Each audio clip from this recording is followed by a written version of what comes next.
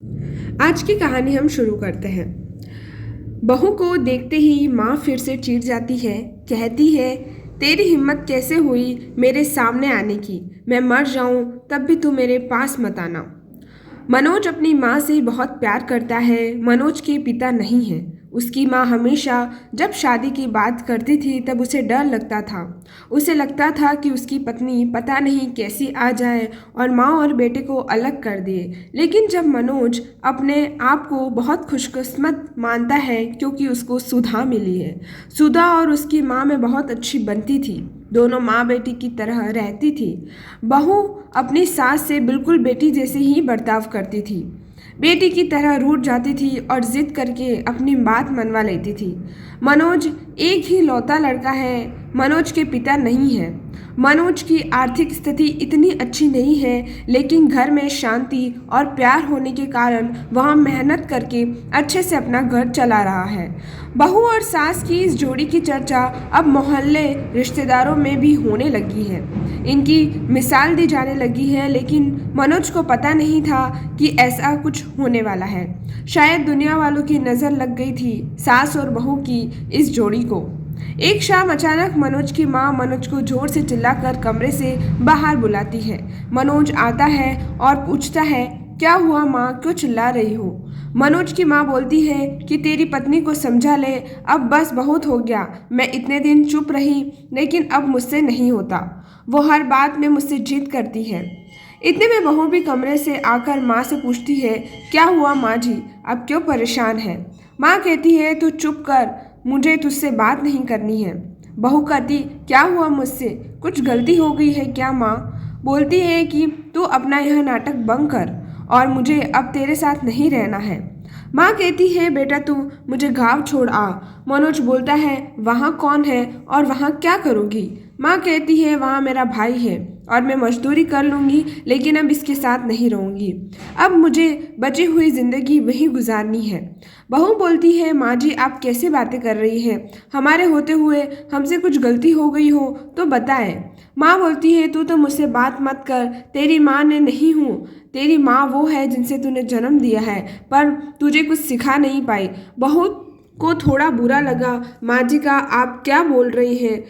आपकी तबीयत ठीक है? बेटा बोलता है, माँ तुम आराम करो, हम शाम को बात करेंगे। माँ एकदम जिद पर अड़ जाती है, मुझे अभी घाव छोड़कर आ, अब मुझे यहाँ नहीं रहना है। मनोज और उसकी पत्नी को कुछ समझ नहीं आता, लेकिन माँ जिद पर अड़ रही थी तो मनोज को उनकी बात माननी पड़ी है और उन्हें गाँव छोड़कर आना पड़ा।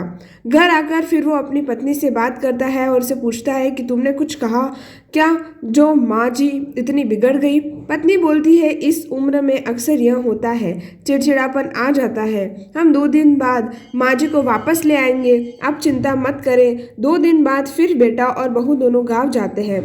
बहू देखती है कि माँ फिर से चिढ़ जाती है। कहती है, तेरी हिम्मत कैसे हुई मेरे पास आने की? मैं मर जाऊँ तब भी तू मेरे पास मत आना, मुझे हाथ मत लगाना। बहू को यह सुनकर जोर से रोना आ गया जाता है और वो रोते हुए कहती है कि आप यह क्या अनाप शनाप बोल रही हैं? मैंने ऐसा क्या कर दिया जो आप इस तरह नाराज़ हो गई है? माँ जी वहाँ से उठकर कमरे से चली जाती है और दरवाज़ा अंदर से बंद कर लेती है। मामा जी भी उन्हें समझाते हैं, लेकिन वो नहीं मानती।